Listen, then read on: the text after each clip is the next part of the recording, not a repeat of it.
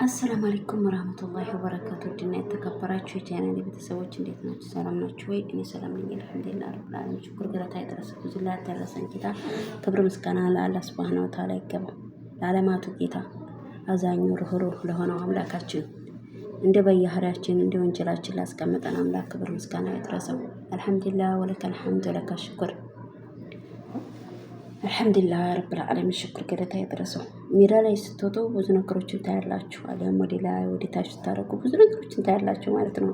አንዳንዴ ያስገርማችኋል፣ ያስደንቃችኋል፣ ግርም ያደርገኛል። እቺ ዱንያ በቅድሚያ ፍትህ አክሱም ለሚገኘው ሙስሊም እህቶችና ወንድሞቼ እኔ በአመት ወላሂ እኔ ግርም የሚለኝ ነገር አመት የክርስቲያን ፋሲካ በቀረበ ቁጥር ሙሽኪላ ይፈጠራል።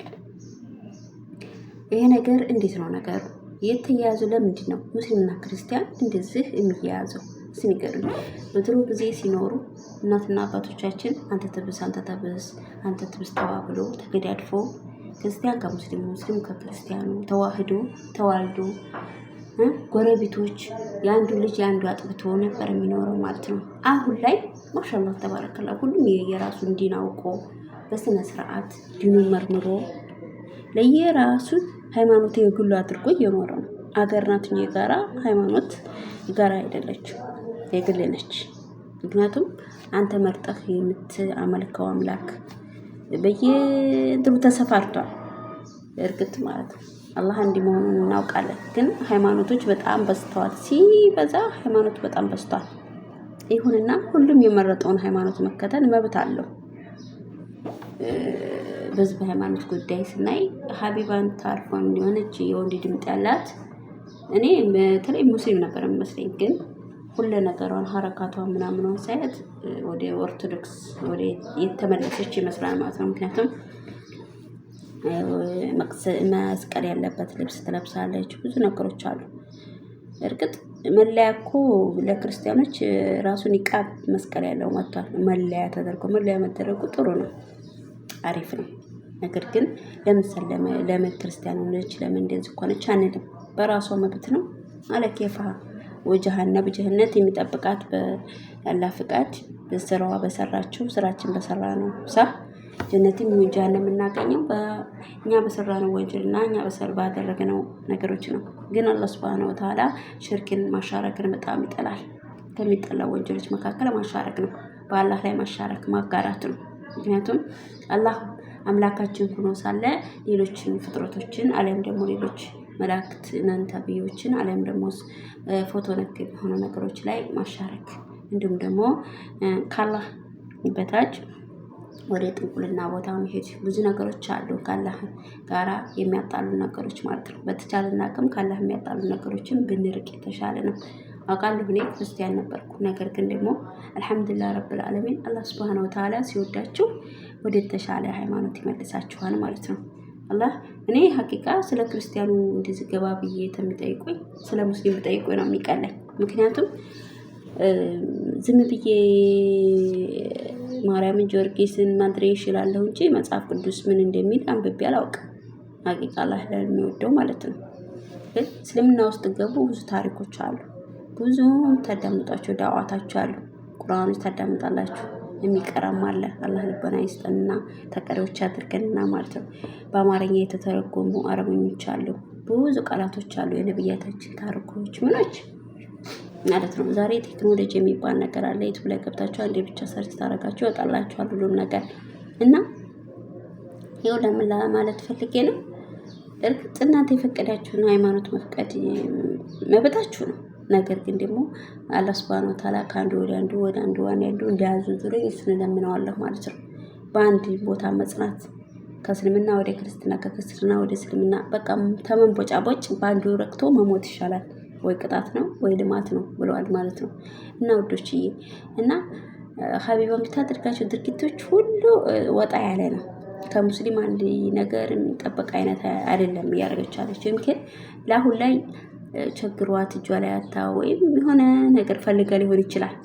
ግን በሃይማኖታችሁ አትቀልዱ። በተለይ ደግሞ ሙስሊም ሆናችሁ የምሬ ነው ወላሂ ለጥቅም ብላችሁ የምታደርጉት ነገር ነገ ዋጋ ሊያስከፍላችሁ ይችላል። አዎ ዋጋ ያስከፍለናል። ጥቅምን ሳትፈልጉ ወደ ሃይማኖት ግቡ። በቃ እስከመጨረሻው ጥግ ድረስ ማለት ነው። በተቻላችሁ አቅም ምን ድህነት ቢበላችሁ ቢወርሳችሁ በሃይማኖታችሁ ድርድር አትግቡ ውዶችዬ ማለት ነው። ወርዳችሁ ልትሰሩ ትችላላችሁ፣ የቀን ስራ ልትሰሩ ትችላላችሁ። ደግሟችሁ ምን ብላችሁ ያመጣችሁት ገንዘብ ጥሩ ነው። ግን ሃይማኖታችሁን አዋርዳችሁ ሃይማኖታችሁን ቀይራችሁ አሻክካችሁ የምናመጣው ገንዘብ በአፍንጫ ይውጣ። የምሬ ነው እላችኋለሁ። በአፍንጫዬ ጥጥ ይበል። የምሬ ነው ሀቂቃ ማለት ነው። ሃይማኖትን ተመቀየር ችግር ቦጅ ብዙ ለምን እንዴት ላይ አይበላችሁም? በቃ አትኩሮት ማድረግ ያለባችሁ ነገ ጧት አኼራዬ ምንድነው ነው እዛ የሚጠብቀኝ ነገር ምንድነው ነው። ሁላችንም የራሳችን እየሰራ ነው ኃጢአት ኑሮ ሳለ ማሻረክ ግን በጣም የተጠላ ነው።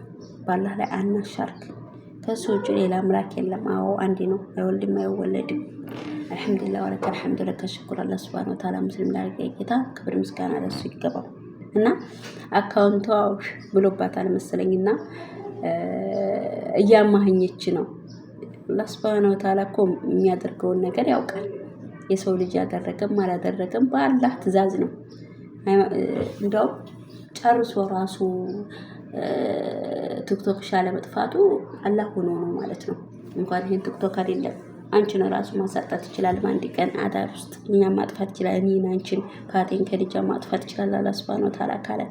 ግን አላህ እንደኛ እንደ ሰዎች አይደለም። ማወቅ ያለባችሁ ነገር አላህ ፈርሳ ይሰጠናል። አንዴ፣ ሁለቴ፣ ሶስቴ፣ አራቴ፣ አምስቴ፣ ስድስቴ፣ አስሬ በቃ ይሰጠናል። እንደገና እንዴት ተወለድን በቃ ራሳችንን ሆነን ካጠፋነው ስህተቶች ተመልሰን ይሄ ገዝጋ ጥፋቴ ምንድነው ብለን እንድንታረም ብዙ እድሎችን ይሰጠናል። አላህ ልንገራችሁ ብዙ እድሎችን ይሰጠናል። ብዙ ትምህርቶችን ያስተምረናል። ብዙ ነገሮችን ያስተምረናል። አላህ ሱብሃነሁ ወተዓላ በብዙ ነገሮችን ሊፈትንሽ ይችላል። በልጆችሽ፣ በገንዘብሽ፣ በቤተሰብሽ አሊያም በጤናሽ። ግን ከዚህ ሁላ ከመፈተን አላህ ይጠብቀን ይጠብቃችሁ። አላህ ከፈተናው ያቀለን። የአኼራንም የዱንያንም ፈተና አላህ ይጠብቀን ውዶችዬ ማለት ነው። በተለይ ደግሞ የአኼራችንን መጨረሻችንን አንተ ሳምርልኝ ብላችሁ ዱአ አድርጉ እና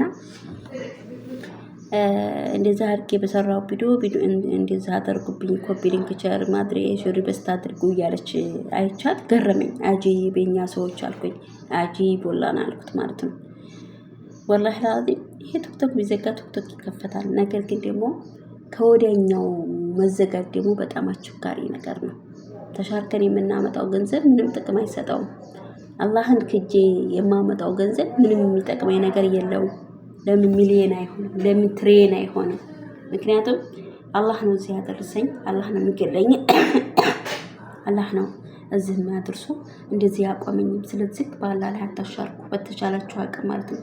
አላህ ሱብሃነሁ ወተዓላ አክሱምንና ያክሱምን ቤተሰቦች አላህ ይጠብቃቸው። እህት ወንድሞቼ ክርስቲያኖች ኦርቶዶክሶችም በተቻላችሁ አቅም ከሙስሊም ጥላቻ ብትርቁ የተሻለ ነው። ጥላቻ ምንም አይሰራልንም ሀቂቃ ማለት ነው። ጥላቻ ምን ያፈራል? ጦርነት ምን ያፈራል?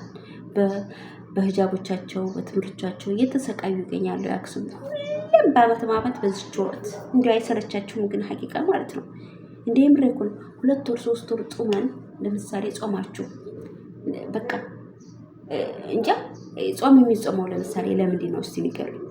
ኃጢአትን ከኃጢአት ለመራቅ፣ ከወንጀሎች ለመራቅ፣ ከዝሙት ለመራቅ፣ ከውሸት ለመራቅ፣ ከምስረቅ ለመራቅ ያሉን ኃጢአቶች ለማጠብ ነው አይደል ጾም የሚጾመው? ታዲያ ምኑ ላይ ነው ተጾመ? አበቃ። እኛ ማህኖ ረመዳን እንጾማለን። ረመዳን ከጾሙ በኋላ ወደ ወንጀል ከገባን አላህ ራህማን ራሂም ነው፣ ወፉር ራሂም ነው፣ አዛኝም ነው፣ ተመልካችም ነው፣ ሰጭም ነው፣ ነሽም ነው፣ ቀጭም ነው፣ ገዳይም ነው፣ አዳኝም ነው። አውቃለሁ። ይሄን ግን አለው ልክና መልክ የጥፋታችንን ሙዶች ይቅር የሚልብን ጥፋቶች አሉ፣ ይቅር የማይልብን ጥፋቶች አሉና ሁሌ ይደጋገማል። አክሱም ላይ ማለት ነው። ሁሌም በአመት አንድ አጀንዳ ነው። አጀንዳው ትንሽ ትራገብ ተወት ይደረጋል። አመት ይሞላል። በአመቱ ያው ጨፍጨፋ ይመጣል ማለት ነው። እኔ እንጃ እኔ አንተ አይነት ሳስብ ምንድነው ያለንበት ጊዜ ሐዋሉ ምንድነው እኛ ሰዎች እያልኩኝ ነው ወዶቼ። አላህ ሱብሃነሁ ወተዓላ የአክሱሙን ቤተሰብ እህት ወንድሞቼን ሙስሊሞችን አላህ ይጠብቃቸው ይጠብቃል። ሰላምን ያምጣልን። አገራችን ሰላም ነንሷታል፣ ሰላም ናፍቋታል፣ ሰላም የላትምና ሰላሙን አላህ ሱብሃነሁ ወተዓላ ይመልስልን። ወዶችዬ ከዚህ ቪዲዮ ምን እንደተረዳችሁ ምን እንደተማራችሁ ኮሜንት ላይ አስቀምጡልኝ። አሰላሙ አለይኩም ወራህመቱላሂ ወበረካቱ።